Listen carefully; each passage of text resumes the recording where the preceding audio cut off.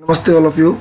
I welcome you all in my YouTube channel Academy of Social Science, and in this video we are going to carry forward the second chapter of economics textbook of class 10th, and the subtopic of chapter is primary, secondary and tertiary sectors in India. आज हम लोग class 10th के economics के second chapter जिसका नाम है sectors of the Indian economy, और उस चैप्टर के हम लोग एक सब टॉपिक को शुरू करेंगे, primary, secondary and tertiary sectors in India. इसके पहले के टॉपिक्स को हमने अलग अलग वीडियो में आपको दे दिया है। आज ये इसका तीसरा पार्ट है। आइए देखते हैं।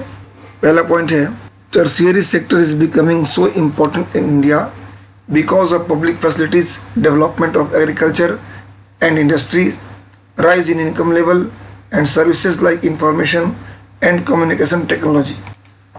इसका अर्थ है कि भारत में तृतीयक क्षेत्र या तृतीयक क्षेत्र महत्वपूर्ण होते जा रहा है, और इसकी वजह यह है कि यहाँ धीरे धीरे पब्लिक फैसिलिटीज़ बढ़ती जा रही हैं, डेवलपमेंट हो रहा है एग्रीकल्चर में और इंडस्ट्रीज़ में, और लोगों का इनकम लेवल ऊंचा हो रहा है, और services like information and communication technology भी बढ़ी हैं, अर्थात इंफॉर्मेशन एंड कम्युनिकेशन टेक्नोलॉजी पर आधारित सर्विसेज का, सेवाओं का विस्तार हुआ है।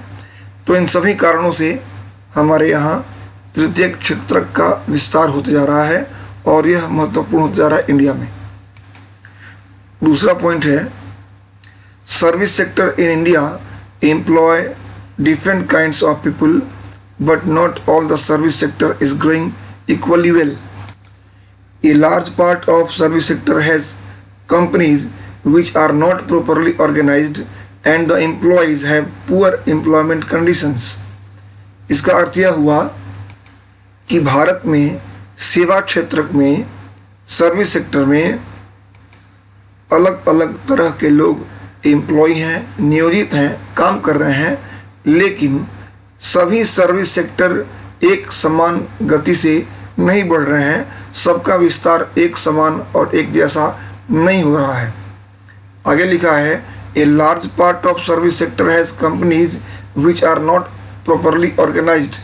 सर्विस सेक्टर की ऐसी बहुत सी कंपनीज हैं जो पूरी तरह से व्यवस्थित नहीं हैं, सही ढंग से ऑर्गेनाइज्ड नहीं है, एंड द एम्प्लॉयज़ है पुअर एम्प्लॉयमेंट कंडीशंस, और जो उसके एम्प्लॉयज़ हैं, जो उसमें काम करने वाले लोग हैं, उनके काम करने की जो दशा है, जो स्थिति है, वो बहुत ही दयनीय है, बहुत ही खराब है। देखते हैं तीसरी विशेषता। यह कहता है कि more than half of the workers in the country are working in the primary sector, mainly in agriculture, producing only a quarter of the GDP. इसको ध्यान से समझिएगा। भारत में आधे से अधिक वर्कर काम करते हैं प्राइमरी सेक्टर में, मुख्य रूप से एग्रीकल्चर में, और इसके बावजूद भी जीडीपी का केवल चौथाई हिस्सा ही वो प्रोड्यूस कर पाते हैं।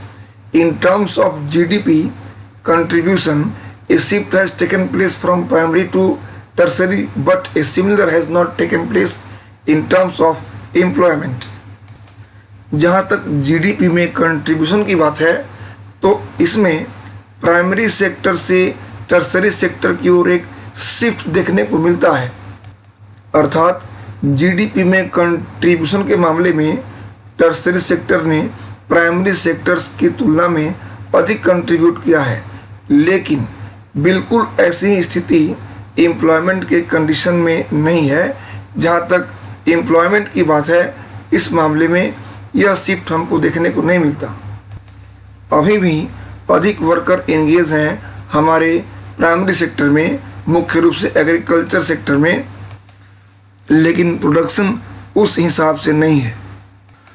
अगला पॉइंट अत्यंत ही महत्वपूर्ण है। इसमें कहता है, अंडर एम्प्लॉयड और disguised unemployment is a situation in which more than required people are employed. Under employed का अर्थ होता है अल्प बेरोजगारी, और डिसगेस्ड अनएम्प्लॉयमेंट का अर्थ होता है छिपी हुई बेरोजगारी। यह दोनों ऐसी अवस्थाएं हैं जिसमें आवश्यकता से अधिक लोग एक काम में लगे होते हैं। ऐसी स्थिति में प्रत्येक व्यक्ति कुछ न कुछ काम करते हुए दिखता है, लेकिन किसी को भी पूरी तरह रोजगार प्राप्त नहीं होता है। यह अल्प बेरोजगारी की स्थिति होती है, जहां लोग प्रत्यक्ष रूप से काम कर रहे होते हैं, लेकिन सभी अपनी क्षमता से कम काम कर रहे होते हैं। और इस तरह का अनएम्प्लॉयमेंट मुख्य रूप से हमको प्राइमरी सेक्टर में देखने को मिलता है। अगला पॉइंट और भी महत्वपूर्ण है, इसको भी समझें। This under employment can also happen in other sectors. इस तरह का अंडर एम्प्लॉयमेंट या अल्प बेरोजगारी दूसरे सेक्टर्स में भी हो सकती है। फॉर एग्जाम्पल के लिए देखते हैं, there are thousands of casual workers in the service sector in urban areas who search for daily employment. ऐसे बहुत से हजारों कैजुअल वर्कर्स हैं सर्विस सेक्टर में, शहरी इलाके में, जो रोज काम की तलाश करते हैं, जो रोज रोजगार की तलाश करते हैं। They are employed as painters, plumbers, repair persons and others doing odd jobs.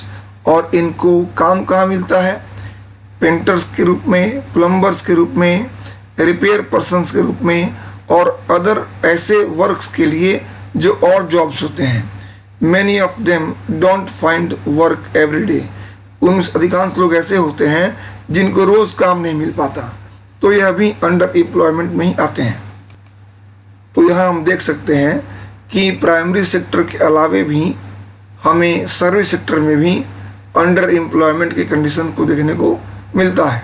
अगला पॉइंट है national rural employment guarantee act 2005 अर्थात नरेगा 2005।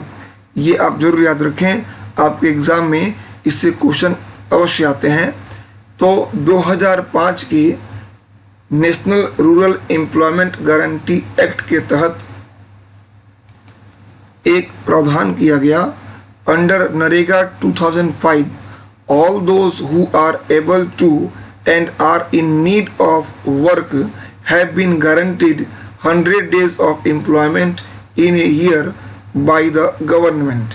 इस योजना के तहत 2005 की नरेगा के योजना के तहत उन लोगों को जो लोग काम करने के योग्य हैं और जिन्हें काम करने की जरूरत है, उन्हें वर्ष में 100 दिन के काम की गारंटी दी गई गवर्नमेंट के द्वारा। और if the government fails in its duty to provide employment, और अगर गवर्नमेंट अपने ड्यूटी को परफॉर्म करने में फेल होती है, अगर गवर्नमेंट 100 दिनों का एम्प्लॉयमेंट देने में असफल होती है, it will give unemployment allowances to the people. तब क्या होगा ऐसी स्थिति में कि गवर्नमेंट अगर फेल हो जाती है अपनी ड्यूटी को परफॉर्म करने में और 100 डेज का काम दिला पाने में, तब गवर्नमेंट अनएम्प्लॉयमेंट अलाउंसेस देगी उन लोगों को जो काम करने में समर्थ हैं और काम की जरूरत भी उनको है। वैसे लोगों को अनएम्प्लॉयमेंट अलाउंसेस, बेरोजगारी भत्ता भी सरकार देगी। ऐसा प्रावधान किया गया है। तो इस तरह से हमने यह जाना कि इस टॉपिक में कितने इम्पोर्टेंट पॉइंट्स हैं जो आपके एग्जाम के लिए ज़रूरी हैं। आप ये भी जानें कि नरेगा का नाम अब थोड़ा चेंज कर दिया गया है और अब इसका नाम हो गया है MNREGA, Mahatma Gandhi national rural employment guarantee act 2005। तो आप इसको भी याद रखें, आपके एग्ज़ाम के लिए ज़रूरी है। अगले वीडियो में फिर मिलते हैं नए टॉपिक के साथ। तब तक के लिए आपको थैंक यू फॉर वॉचिंग।